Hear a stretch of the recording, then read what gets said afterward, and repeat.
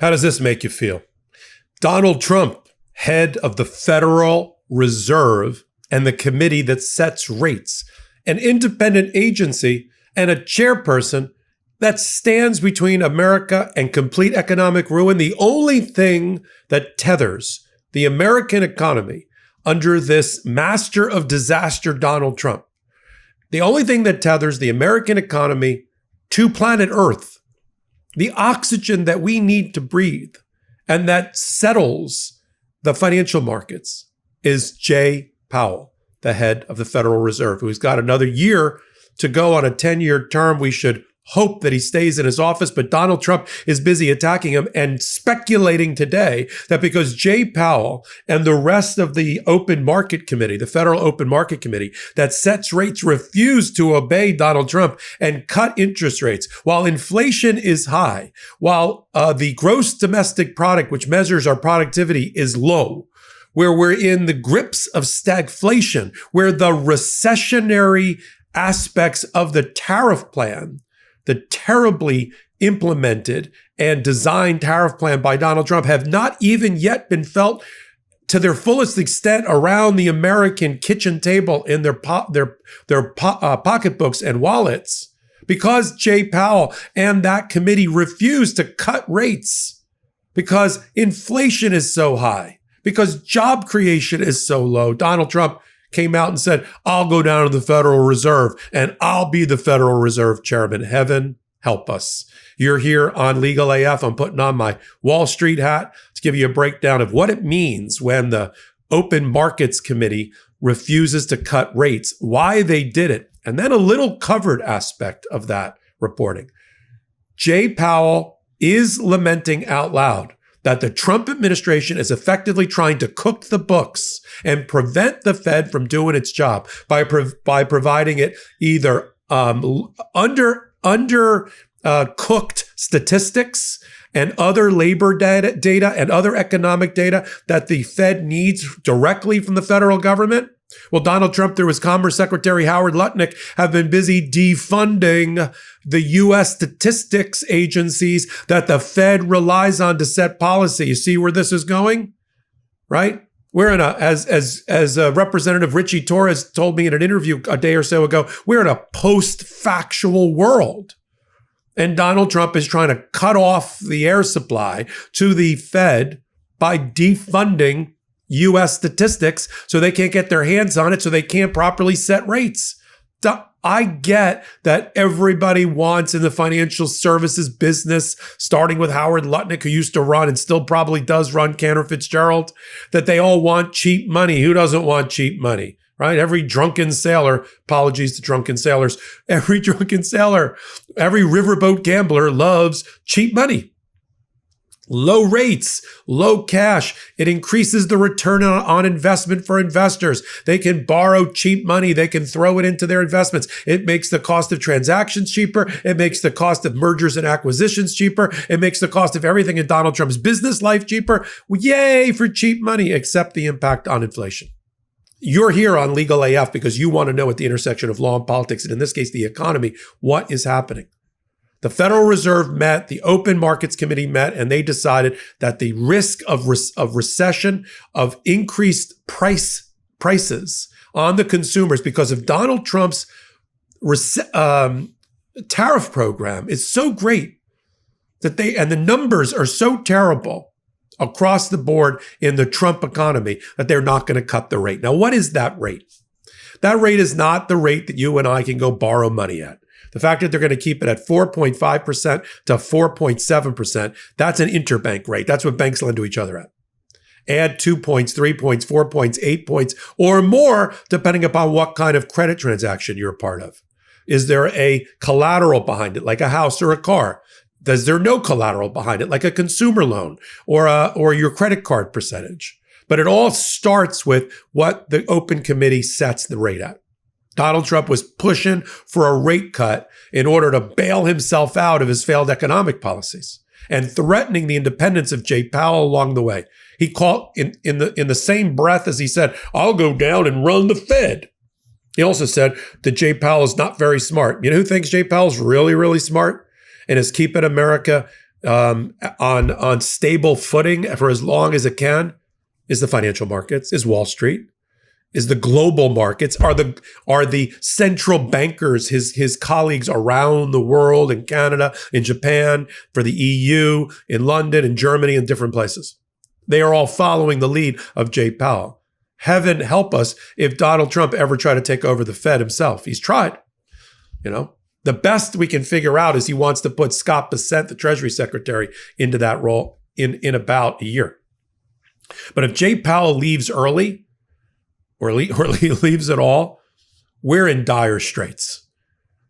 They looked at the economic data as much as they could, having been denied aspects of economic data by Donald Trump. And the Federal Open Markets Committee that drives rates said, we want inflation to be no more than 2%, and now it's at 3%. That's a 50% increase over what they want it to be, and heading in the wrong direction. It's higher than the 2.7% they thought they would be at when they looked at this, last quarter. So it's heading in the wrong direction by a lot. They then looked at U.S. economic growth, the GDP, gross domestic product growth, and they saw a stagnant 1.4% increase from a year to year. It's even lower than the 1.7% they thought it was going to be.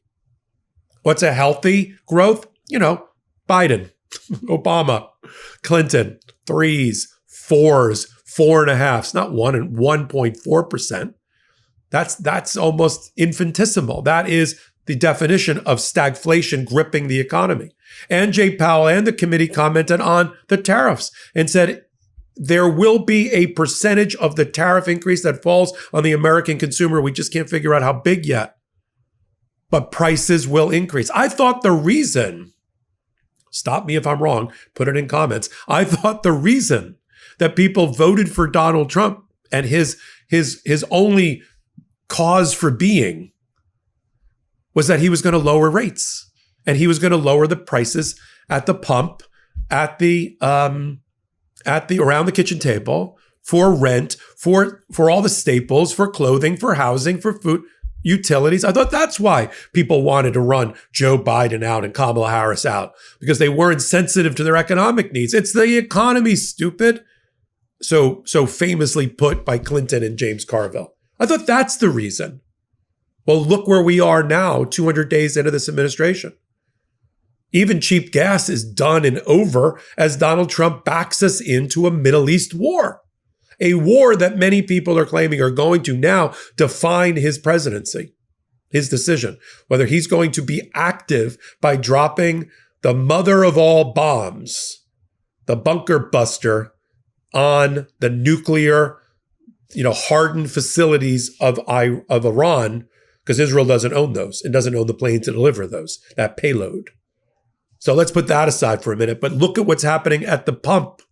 Oil prices up 20, 30, 40% because of the Middle Eastern war that Donald Trump just bought us into. So gas prices up, food prices up, rent prices up, everything up. Donald Trump has convinced his MAGA followers that his prime directive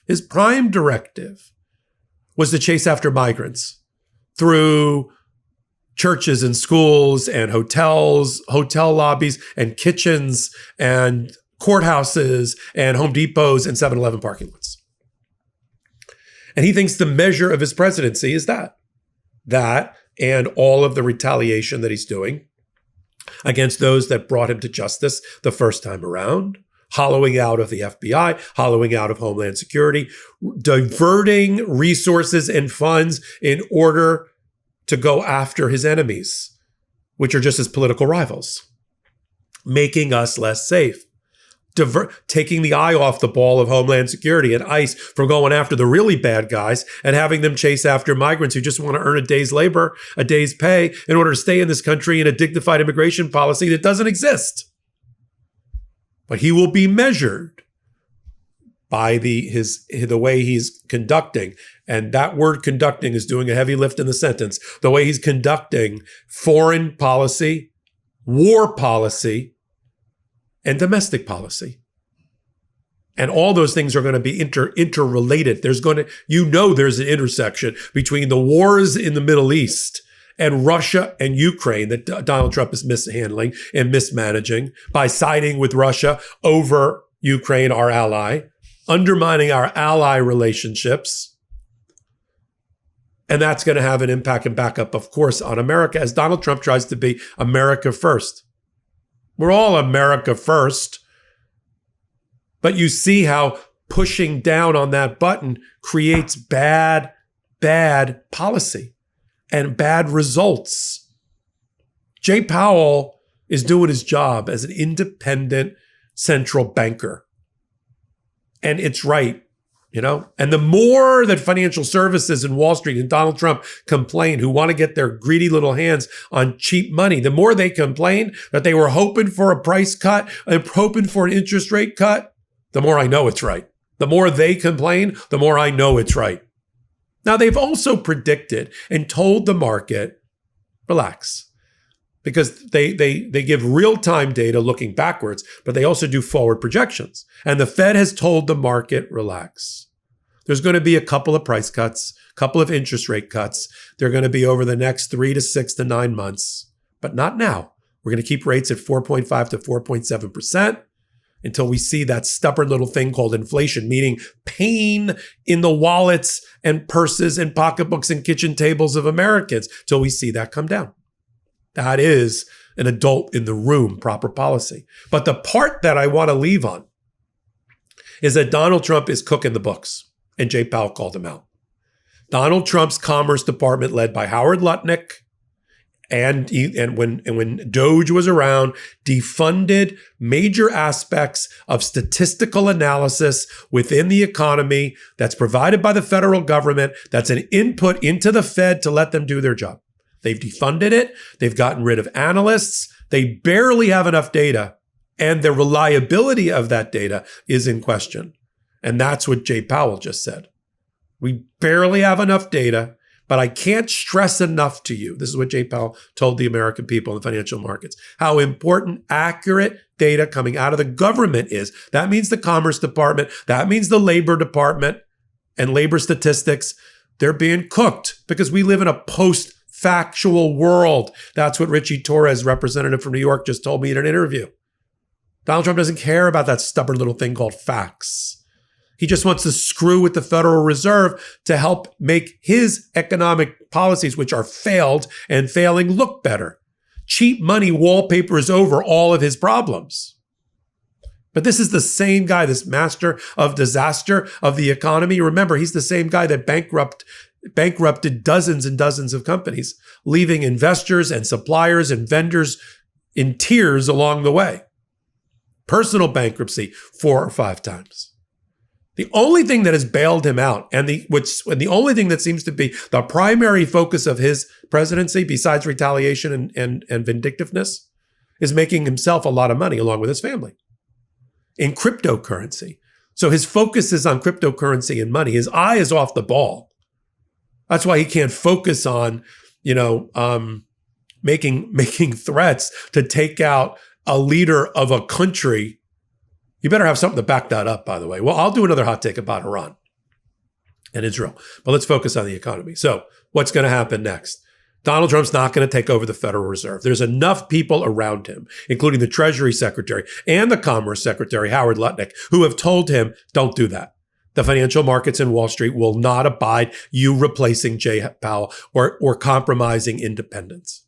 That's one of the reasons the rating agencies like Moody's, who rate financial instruments and the health of America and rate the bonds and what is the credit rating of America. That's why they cut the credit rating of America a month or so ago because of one reason is Donald Trump's attacks on the independence of the Federal Reserve. They put a ring fence around the Federal Reserve. The Supreme Court also put a ring fence around the Federal Reserve. I reported a couple of months ago that when they wrote an opinion about what Donald Trump could and couldn't do to fire the heads of executive branch agencies set up by Congress, they went out of their way to say, don't touch Jay Powell and the Federal Reserve. It's actually in a decision of the United States Supreme Court. That is not the type of agency you're allowed to change and change out. Let's be frank. Supreme Court has its own stock portfolios.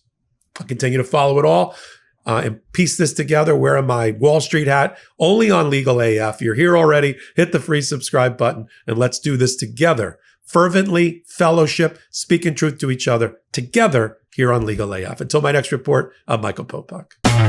Can't get your fill of Legal AF? Me neither. That's why we formed the Legal AF Substack. Every time we mention something in a hot take, whether it's a court filing or a oral argument, come over to the Substack. You'll find the court filing and the oral argument there, including a daily roundup that I do called, wait for it, Morning AF. What else? All the other contributors from Legal AF are there as well. We got some new reporting. We got interviews. We got ad-free versions of the podcast and hot takes. Where? Legal AF on Substack. Come over now to free subscribe.